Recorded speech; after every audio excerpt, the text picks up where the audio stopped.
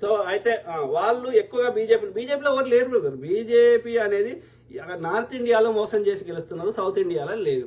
Okay, simple. Okay, Samuel Mettipalli, మేము ఇప్పటికీ కుల వివక్షలో బతుకుతున్నాం, పోవాలని కోరుకుంటున్నాం బ్రదర్, పోవాలని కోరుకుంటున్నా. ఆ దిశగా హక్కుల కోసం పోరాటం చేయగాని ఈ ఒక బీజేపీకి ఏ పార్టీ, నేనేమంటాను, కాంగ్రెస్ కూడా ఓటేయమని చెప్పకు మందకృష్ణ అన్న, దయచేసి చెప్తున్నా. నువ్వు ఒక ఇండిపెండెంట్ వ్యవస్థ లెక్క పనిచేయి. Don't cling to any political party, then you will get your మీ హక్కులు సాధించగలుగుతారు, అట్లనే మీకు రెస్పెక్ట్ ఉంటుంది. ఒకసారి ఈ పాట పార్టీ పాట పాడతా, ఒకసారి ఆ పార్టీ పాట పాడతా, అవసరమే లే. Be independent and consistently fight for the justice. Simple. Correct brother, Samuel brother. మేము ఇప్పుడు కుల వివక్ష ఉంది, పోవాలని కోరుకుంటున్నాము. దా దిశగా నీ జెన్యూన్గా ఉంటే తప్పకుండా మీ తరఫున వాయిస్ ఇస్తాం. ఓకే, జెన్యూన్ ఇష్యూస్కి. హెచ్ఆర్ వేణు, బీజేపీ వల్ల మాదిగలకు కలిగే ప్రయోజనాలు ఏంటనేది మందకృష్ణ మాదిగ జాతికి వివరించాలి. Correct brother, HR Venu brother, well said. అది బ్రాహ్మణుల పార్టీ, ఆనెస్ట్గా చెప్తున్నా. బీజేపీలో నిర్ణయం చేస్తున్న ఎవరు? ఇలా మోడీ బొమ్మ పెట్టారు కానీ పరిపాలన చేస్తుంది ఎవరు? డెసిషన్ మేకింగ్ చేస్తుంది ఎవరు? హైకోర్టు జడ్జిలు ఎవరు? సుప్రీంకోర్టు జడ్జిలు ఎవరు?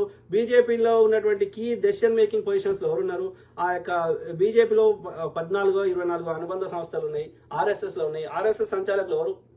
అంత బ్రాహ్మిన్సే. అది కూడా నార్త్ ఇండియా చెందిన వాళ్ళే, చిత్ప్లవన్ ఆర్య బ్రాహ్మణులే. కాబట్టి ఇది గమనించాలి, వాస్తవాలు అంగీకరించాలి. ఆ జడ్జిలు కూడా మన వాళ్ళు వచ్చినారు అనుకో, తీర్పు మారిపోతుంది, న్యాయం వస్తుంది. జైబీల్ సినిమా అదే చూపెట్టింది కదా, రైట్? మరి ఆ జడ్జిలలో కూడా మనల్ని ఉండాలి కదా, ఆ హోంశాఖ కార్యదర్శులలో కూడా మనల్ని ఉండాలి కదా.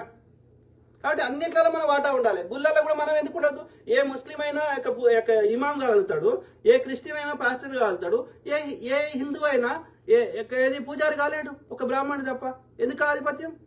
ముసలివాడైన శూద్రుడిని బ్రాహ్మణుడు మొక్కడు, బ్రాహ్మణ కాలు మొక్కడు, కానీ పిల్లవాడైనటువంటి బ్రాహ్మణ కాలు మనం మొక్కుతాం పోయి గుళ్ళల్లో. ఎందుకు ఈ వివక్ష? ఆలోచించండి. ఇప్పటికీ అన్నిట్లలో ఈ వివక్ష ఉన్నది. కుల వృత్తులు మానిన రోజు, ఓకే, అన్నిట్లలో మన వాటా మనం కోరుకున్న రోజు, దాన్ని చట్టబద్ధత చేయించుకున్న రోజే సమన్యాయం వస్తుంది.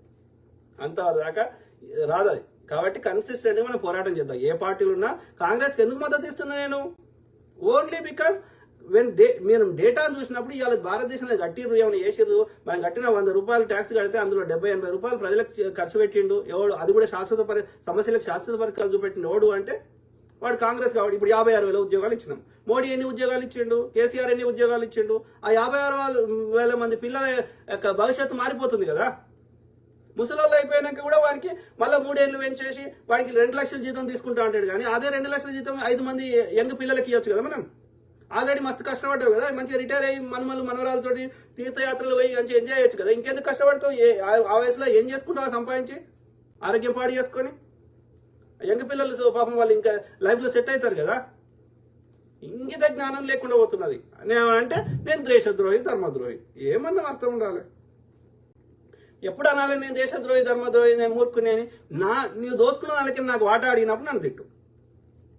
ప్రజల్ని ఎడ్యుకేట్ చేస్తే, వాళ్ళకి విషయం అర్థమయ్యేటట్టు చెప్తే మెచ్చుకోవాలి. దూరం ఉన్నా కానీ నా టైం కేటాయించింది. ఇప్పుడు అమెరికాలో నా లెక్క ఎంతమంది లేరు?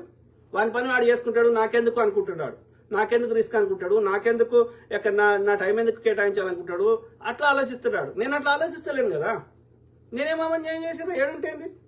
మా అమ్మ నాయన ఇండియాలో ఉన్నారు కదా, మా చెల్లె అక్కడే ఉంది కదా, నా చుట్టాలు అనే ఉన్నారు కదా. నాకు వీలైనప్పుడు వస్తా కదా వెనక ముందు. నీ దేశానికై యువత మేలుకో, కులాలకు మతాలకు వ్యతిరేకంగా అలాగే అందరూ సమానమే అని మీ ఉద్దేశాలు చాలా బాగుంటాయన్న. మాట్లాడలేని, ప్రశ్నించలేని కొందరికి మీరు గొంతుక లాంటి వారు. Thank you brother. Okay, thank you to all my brothers, sisters, friends, everyone. Okay sir, అందరు బాగుండాలి, అందులో మనం ఉండాలి. ఓకే, ఐ కీప్ టాకింగ్, మాట్లాడుతూనే ఉంటా, ప్రతి అంశం మీద అవగాహన చేస్తా. ఎవ్వరు ఎంత బురదలినా నాకు కొరికేది ఏం లేదు. ఎందుకంటే మనకి ఎలాంటి స్వార్థం లేనప్పుడు, ఎలాంటి ఇది లేనప్పుడు తిట్టుకొని నేనేమైనా తెలియక తప్పు చేసినా, పాపం చేసినా దాన్ని తీసేసుకుంటుర్రు అనుకుంటా, నేను కడిగేస్తుర్రు అంట. హెచ్ఆర్ వేణు బ్రదర్, దళితుల మీద తెలుగు రాష్ట్రాల్లో ఆర్ఎస్ఎస్ బీజేపీలు చేస్తున్న దాడులను మందకృష్ణ మాదిగ ఎందుకు ఖండించడం లేదు? కరెక్ట్ బ్రదర్, ఎందుకు ఖండిస్తలేడు? మళ్ళీ మీకెళ్ళి పోయి ఎట్లా మీరే ఇప్పుడు చూపెట్టిన ఇంతకుముందు ఫోటో ఎంత అంటే ఆయనకి ఎన్ని జన్మజన్మల బంధం ఉన్నట్టు చూడు, జన్మజన్మల బంధం ఉన్నట్టు ఎట్లా గుల్లించుకుంటాడు చూడు. అంటే ఏం చేసిర్రు అని, వాళ్ళు ఏం చేసిర్రు, జాతికి ఏం చేసిర్రు, తెలుగు రాష్ట్రాలకు ఏం చేసిర్రు, భారతదేశానికి ఏం చేసిర్రు అని ఎందుకు అంత దిగజారాల్సిన అవసరం ఏంది? ఆలోచించండి మిత్రులు దయచేసి. ఓకే కదా. శామ్యూల్ మెట్టిపల్లి అన్న